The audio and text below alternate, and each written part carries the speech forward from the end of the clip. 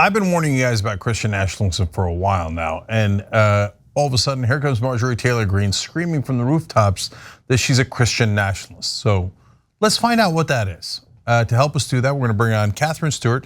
She's the author of The Power Worshippers: Inside the Dangerous Rise of Religious Nationalism. She studied the religious right for over a decade, and recently she had a New York Times column called "Christian Nationalists Are Excited About What Comes Next."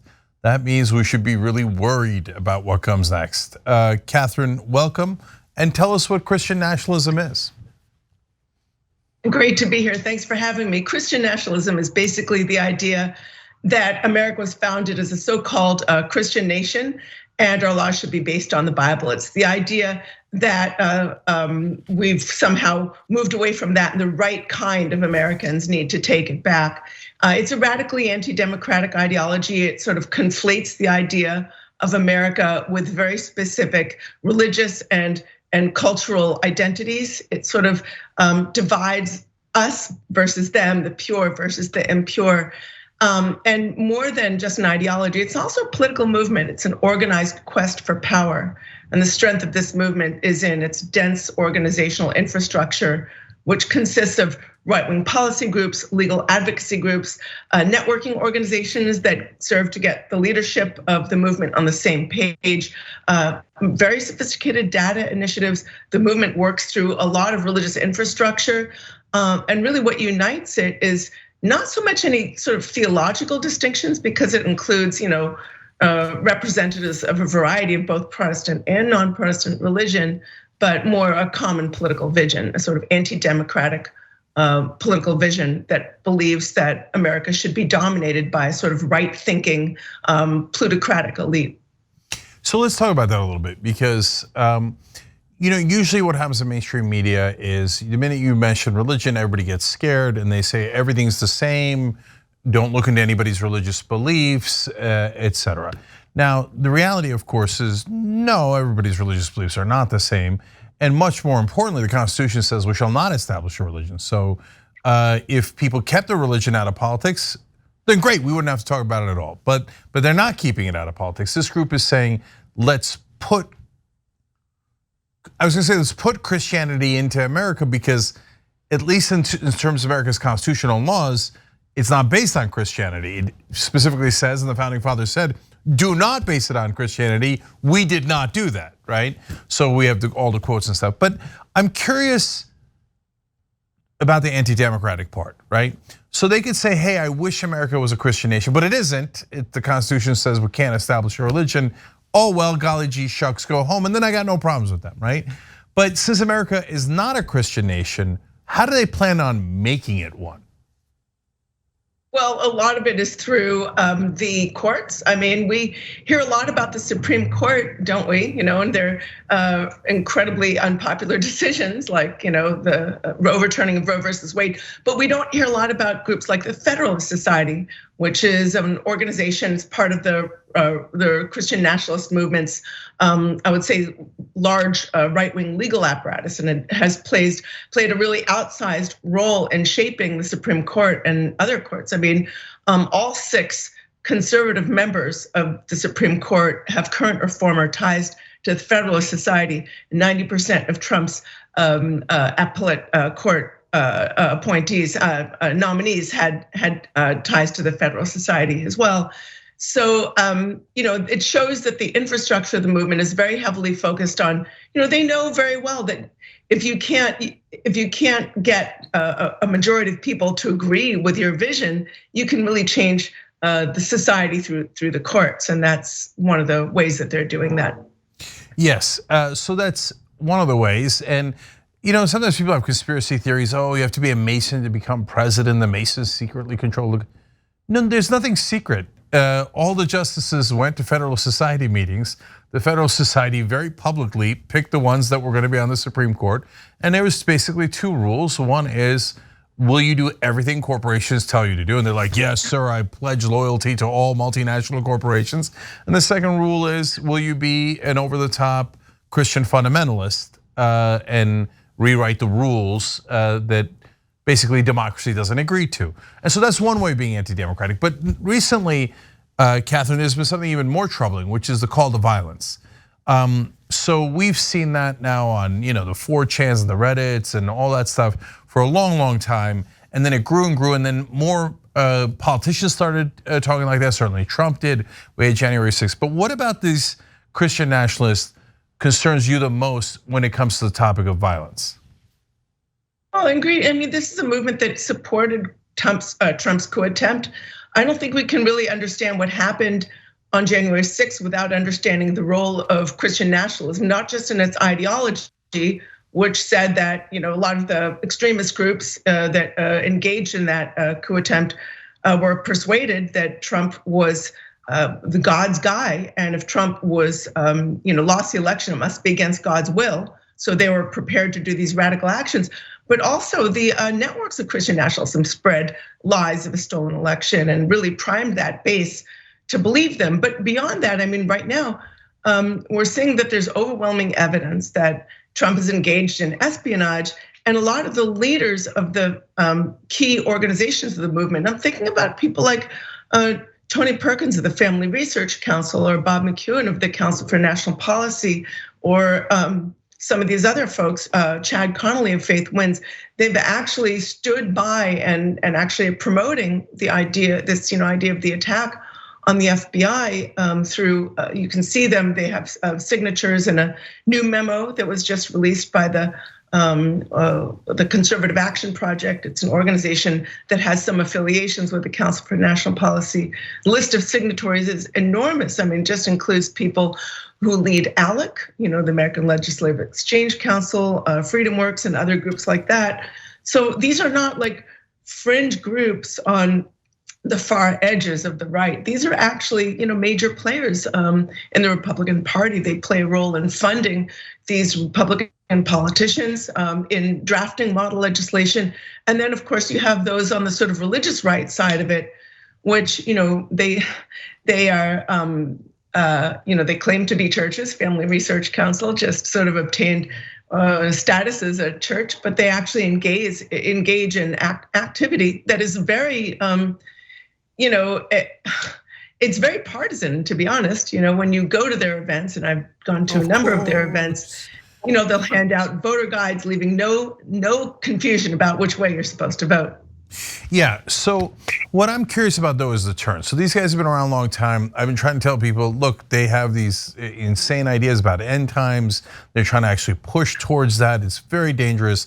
People can say, no, they're not really gonna do any of that stuff. So a couple of things you had in your New York Times column that made me go, oh, it looks like the turn has begun. One was the language that the politicians are using. These are big guys on their side, including Trump. So I'm gonna give you 3 quotes real quick.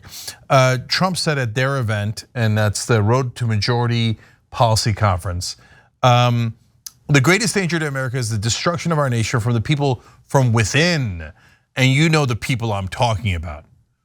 Already that's super dangerous. Yeah, right. It is really, frankly, very dangerous. I mean, identifying fellow Americans as the greatest danger to America from within. I mean, it shows that, frankly, in previous eras, the religious right, I would say during the Cold War, for instance, they were much more focused on geopolitical foes. And now they're actually, focusing on fellow Americans as an internal danger, but not even as people with different viewpoints. I mean, I've at that last Road to Majority conference and the one previously, which I also attended, I heard Democrats and Democratic organizations described as satanic, demonic, in this incredibly dehumanizing language. And I saw the other day that Eric Metaxas, who is another sort of thought leader of the religious right, is describing Democratic organizations as unhuman, basically. This kind of dehumanizing language has preceded some of the most troubling and disgraceful episodes in human history. We saw it in Russia, where on state TV, I've seen some of their very popular presenters describe Ukrainians as little devils and say, you good Orthodox soldiers, you need to go finish them off. I mean, this is really dangerous, and it really hits home the fact that this is a movement that doesn't believe in representative democracy and is willing to, frankly, throw our national security under the bus in order to pursue its agenda. I do want to say something. I don't think all of them believe in the end times. The movement includes, it includes some evangelicals. It excludes other evangelicals. It includes representatives of other faith traditions, and it even derives support from some people who don't particularly identify as Christian at all. And what really unites the movement is a common political vision. But they're using that religious language to sort of, they're exploiting their rank and file in order to exploit the rest of us. This is really a leadership-driven movement, but they use that religious rhetoric, and they certainly use the culture wars like shiny baubles to dangle in front of the rank and file to try to get them to vote for the, shape their thought patterns and get them to vote for the hyper-conservative political candidates that the movement favors. And now they're shaping political patterns and thoughts into violence. Here's another quote: "The backlash is coming. Just mount up and ride to the sounds of the guns. And they're all over this country. It's time to take this country back." That's not a minor figure. That's United States Senator Rick Scott, who said that to the lunatics that are watching and warmly received that call to violence and murder, by the way.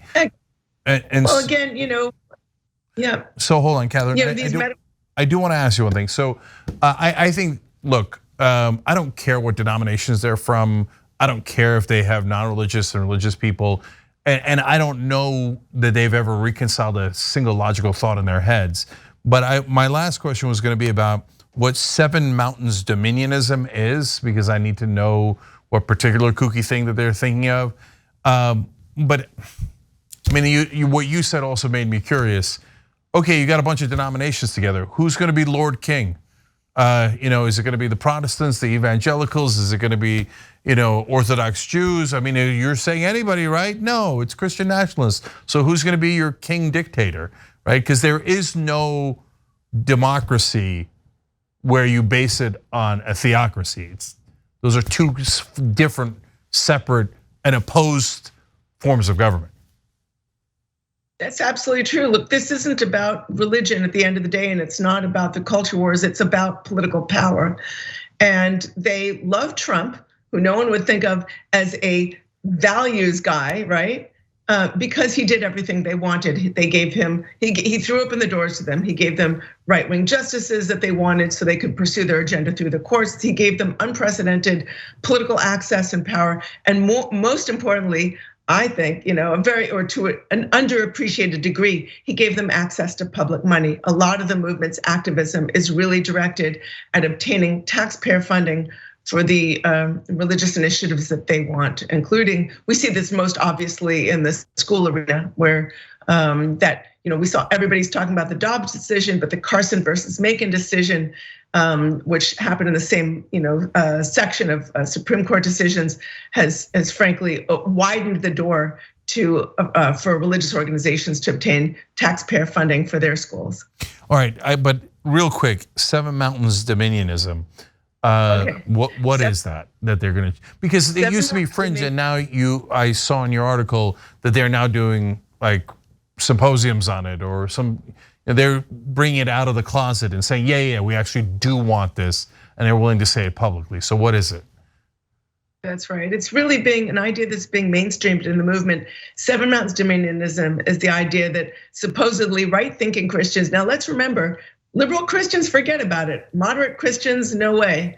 A certain type of Christian. So it's the idea that a certain type of the seven mountains, or sometimes molders or peaks of culture, as they call it, should be dominated by supposedly right-thinking Christians, including government, finance, education, and things like that.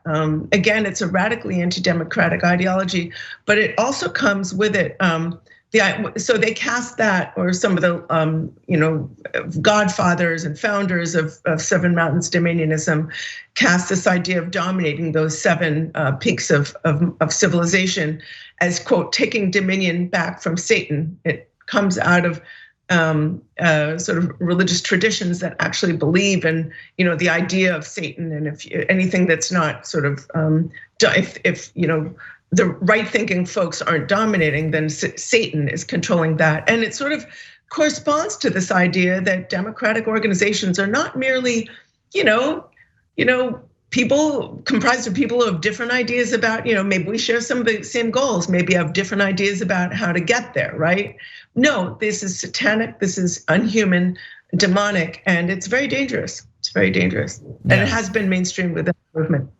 If you're thinking of doing a takeover of the US government by right-wing Christians that only have one correct way of thinking, you are not for democracy. You are for a theocracy where religious mullahs rule the rest of us, and we live in servitude of them. So I just want these dominionists to make up their mind. Are you a fundamentalist Christian or are you an American? Because you actually can't be both. You can't say, I love America and I'd like to turn it into a dictatorship of one religious guy who agrees with me. That is the exact opposite of America. So Katherine Stewart's done some amazing reporting about it. Everybody check out her book too, The Power Worshippers Inside the Dangerous Rise of Religious Nationalism. Katherine, thank you for joining us. We appreciate it. Thanks so much for having me. Thanks for watching The Young Turks. Really appreciate it. Another way to show support is through YouTube memberships. You'll get to interact with us more. There's live chat emojis, badges. You've got emojis of me, Anna, John, JR. So those are super fun. But you also get playback of our exclusive member-only shows and specials right after they air. So all of that, all you gotta do is click that join button right underneath the video. Thank you.